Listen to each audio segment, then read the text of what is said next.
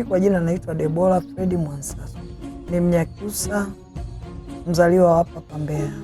Kifupi niliolewa Mwanza, na wakati naolewa Mwanza nilikuwa ni mke tegemezi. Baada ya kukosana na mume wangu kutoka Mwanza, nikakimbia na gari ya Sabena kurudi Mbeya.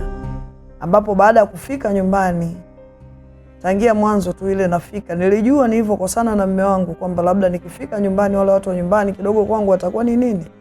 Watakuwa ni faraja.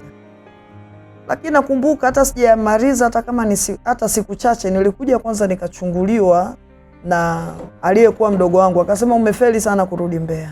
Niseme mwisho wa siku nikajikuta mahangaiko yanabaki ya kwangu peke yangu, mimi na watoto wangu wawili. Sijui kazi, sijui nini. Nikajaribu labda niuze matunda, labda nifanye nini huko. Kipindi hicho nifikia Pipeline. Katika mihangaiko ile, mihangaiko ikanipelekea yani nakuwa sitamani kuenjoy. Nikiongea na yule mwanaume sasa, ulijidai unaondoka, nilikwambia utakimbizana na masufuria ya supu. Ambaye alikuwa bwana wako. Basi niseme ikaenda, baadaye akili yangu nikajikuta leo inaniambia nitafute hela kwa kasi, yani kwa nguvu. Kwa sababu na watoto wawili. Na watoto wawili. Uko kwenye jiji ambalo kwa asilimia kubwa kila kitu unanunua. Ndiyo. Mpaka ipo siku ambaye kuna kaka yangu ambaye anafanya kazi. Huyo kaka yangu niliwahi chukua tu mahindi, yani kulikuwa kuna kuvunavuna mahindi pale nyumbani. Na mimi nikajidai napukuchua, nikaondoka tu na debe moja kwenda kwenye kile chumba ambako ambako niko na watoto wangu. Yule kaka yangu alifuata yale mahindi. Debe moja kwamba wewe umeondoka na mahindi nyumbani. Japo hilo debe sikulirudisha, ila alilifuata. Mwisho wa siku zikaenda, baadaye akili yangu nikaipeleka kwenye kutafuta na Mungu nikamsahau. Kwenye kumsahau Mungu niko maeneo ya Black Tunduma, nikapigiwa simu. Ila baadaye bidi watoto sasa nikawapaki kinguvu wapi nyumbani. Hapo mamangu kwa mamangu mzazi. Mama yeye alipokeaje swala la wewe kuwapeleka watoto pale? Mimi mama yangu ndo kama hivyo, kuna mida ambao niliwahi mwambia ni lazima niongee ukweli kwa sababu mimi sasa hivi ni mtumishi. Na ili kusudi nikomboke, bora niongee ukweli mbaya kuliko nikaongea uongo mzuri. Kuliko nikapamba. Kifupi ni kwamba ndo kama hivi ninavyokuelekeza, kuna vipindi ambavyo nilimfataga huku wakati niko kwa bwana wangu, nilikuwa naweza nikatoa chochote kile tukashare. No. Lakini sasa mimi nilivyorudi mikononi mwao, nilivyokuwa sina kitu, sina mbinu za kutafuta hela, nilikuwa nikimfuata mamangu. Ananiambia watoto wawili tu wanakushinda. No.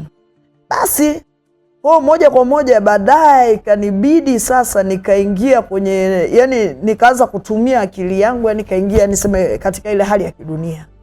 Nikaanza kutafuta hela kikatili. Kutafuta hela kikatili niliingia Tunduma. Kwa kutumia akili nitafanyeje? Watoto wangu inahitajika wale. Ile njia panda pale kuna baa moja inaitwa Fadi. Niliwahi kodi pale vyumba viwili. Nikamwambia vyote nalala mimi. Hapo tayari nimeshajitupa kwenye kwenye dunia tu ili kusudi niwe napeleka hela nyumbani, labda ndo nitathaminika. Nikachukua vyumba viwili pale, vile vyumba nimevichukua. Yani ni kwamba nikawa nakaa counter, naweza nikalala mpaka saa 6, nikawa nakaa counter. Nikikaa counter nitaagiza labda lile afu kama ni chakula ndakila cha mara moja ambao ni chakula cha kutosha. Ila nikikaa pale nikiagiza lile bapa la kubwa, akija mteja akiniambia short time, naambia ingia 8 au 6. Na mkonyeza ili mimi nichukue hela za chini. Kwa hiyo nakuta na mimi nauza vyumba vya mwenye nini? Vya mwenye guest. Huku mimi si nimekodi kwa wiki. Kwa wiki mimi nimelipia 70. Kwa maana yake mimi zile short time pale naweza nikapata hata ngapi, kufika jioni nimeshaingiza nyingi, maana yake ni mpakani Tunduma. Kwa nikaa nafanya hivyo huku naweza nikajumua na nini na vipodozi. Ndio ipo siku japo ilikuwa inanijia tena sauti ya Mungu kwamba Mungu bado yupo, lakini ile tamaa. Kilichoendelea niko maeneo ya Black, nikapigiwa simu. Debo, rudi haraka nyumbani. Nirudi haraka nyumbani kuna nini? Mtoto anaumwa. Nikamwambia kama mtoto anaumwa, mbona niliwaambiaga namba za baba yake, pesa yoga inapitiliza kwenu. Kwa vile mimi ninavyozurura huku hizo hela naweza nikanywa nikafanya nini, wanangu wana taabu. Wakaniambia hapana, mtoto alibakwaga na mwalimu. Unaona?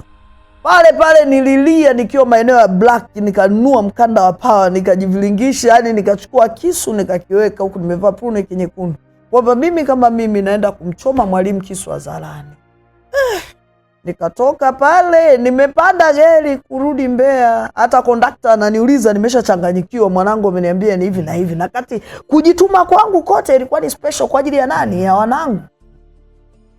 Basi kilichotokea, narudi nyumbani, nikamwambia baba, nimekuja kumchoma kisu, mimi nakuaga, naenda kumchoma kisu aliyembaka mwanangu. Akaniambia, mwanangu tushamweka ndani. Huyo nani? Huyo mwalimu. Baada kuniambia tushamweka ndani, mimi nikakaa na mwanangu na miaka 8 anavaa pedi, namwangalia hivi, skope zangu zilikuwa zifungi. Nikaanza kupiga ili manake upendo wangu wote ulikuwa ni kwa wanangu.